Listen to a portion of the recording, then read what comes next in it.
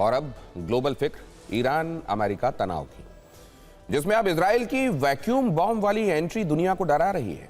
क्या है इजराइल का यह प्रतिबंधित वैक्यूम बॉम्ब जिसके शॉक वेव में गाजा में हजारों लोग भाप बनकर गायब हो गए थे, जो आज तक नहीं मिले? और क्या इसी बॉम्ब से इजराइल अब ईरान के चुनिंदा ठिकानों को भी टारगेट कर सकता है?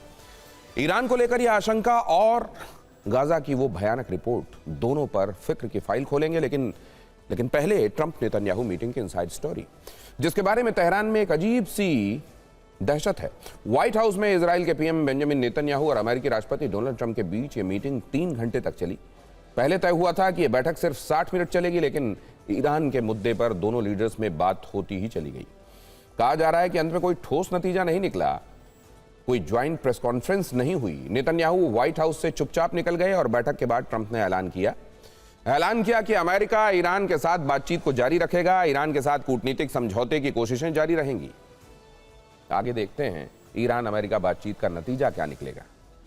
ट्रंप के इस बयान से ईरान खुश नहीं है, बल्कि अब और सतर्क है। ईरान को लगता है कि अमेरिका कूटनीति का कार्ड चलकर धोखा दे सकता है।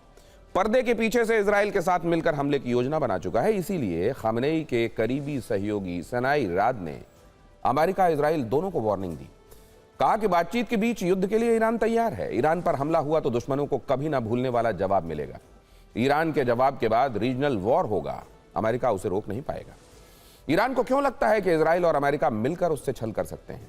इसे आप अमेरिका और इजराइल दोनों की सैन्य तैयारियों से समझ सकते हैं। इजराइल ईरान पर बड़े हमलों की प्लानिंग कर रहा है। दक्षिणी इजराइल के इलाक में बड़ा सैन्य अभ्यास किया गया है। इजराइल में सुरक्षा और इमरजेंसी ड्रिल की गई है। रेस्क्यू और शिप ऑपरेशन एक्सरसाइज की जा रही है। और इसके अलावा इजरायली एयरफोर्स हाई अलर्ट पर है। आईडीएफ की सभी एयर डिफेंस बैटरीज एक्टिव हैं। जून में 12 दिनों की जंग की तरह इजराइल की सेना फिर से तैयार है। और उधर अमेरिका ने एक और जंगी बेड़ा फारस की खाड़ी की तरफ भेजने का फैसला किया है। USS George H.W. Bush aircraft carrier को वर्जीनिया से निकालकर अरब सागर भेजा गया है। यूएसएस जॉर्ज वॉशिंगटन को भी रवाना किया गया है। USS Gerald Ford high alert में पहले ही है और यूएसएस अब्राहम लिंकन यहां अरब सागर में मौजूदगी पहले ही दर्ज करा रहा है।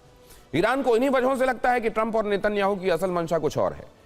ट्रंप ईरान को ठीक वैसे ही धोखा दे रहे हैं जैसे पिछले वर्ष जून के महीने में दिया। उन्होंने तब भी भरोसा दिलाया था कि ईरान से बातचीत चल रही है, लेकिन रात में अमेरिका के B-52 बॉम्बर्स ने ईरान के 3 न्यूक्लियर साइट्स को दहला दिया था। उस हमले के पहले भी नेतन्याहू ट्रंप से मिलने वॉशिंगटन गए थे। नेतन्याहू ने इस बार भी ट्रंप से वहां मुलाकात की है, सीक्रेट बात की है। इसी बीच गाजा को लेकर एक ऐसी रिपोर्ट सामने आई है जिससे तेहरान में डर का मीटर तेज है। गाजा पर नई रिपोर्ट यह है कि वहां इजराइल ने प्रतिबंधित वैक्यूम बॉम्ब का इस्तेमाल किया था।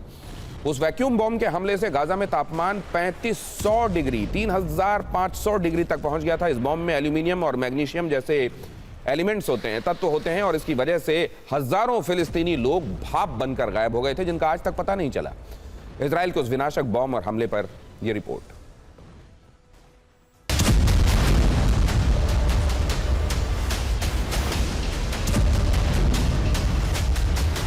पूरी दुनिया में प्रतिबंधित वैक्यूम बॉम्ब से हमले का यह प्रतीकात्मक वीडियो है।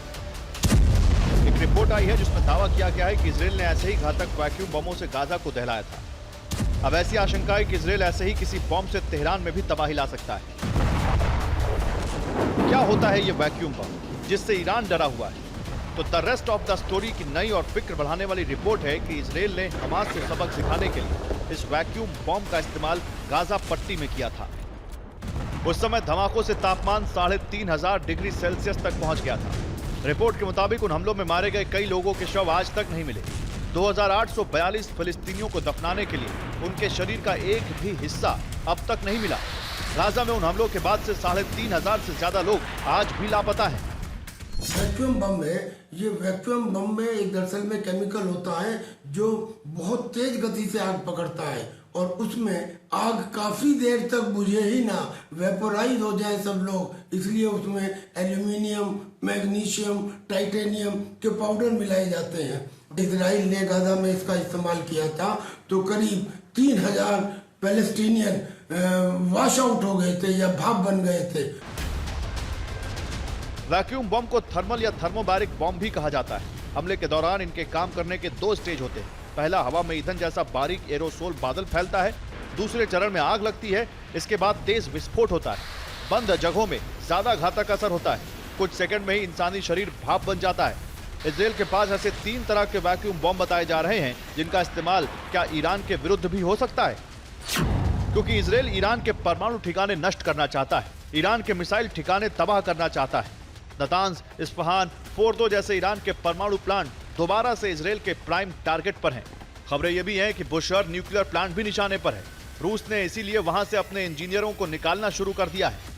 अमेरिका ईरान पर न्यूक्लियर आर्सेनल को खत्म करने की, यूरेनियम को एनरिचमेंट खत्म करने की बात कह रहा है, जबकि इजराइल ये कह रहा है कि वो अपनी मिसाइलों को, जिनसे इजराइल को खतरा है, उनको खत्म करने के लिए और 300 किलोमीटर से ज्यादा न बनाने के लिए जोर दे रहा है। बहुत मुमकिन है कि जब उसके एग्जिस्टेंस के ऊपर सवाल आ जाए तो वो नॉन न्यूक्लियर यही वैक्यूम बम जो उसने गाजा में इस्तेमाल किया कर सकता है।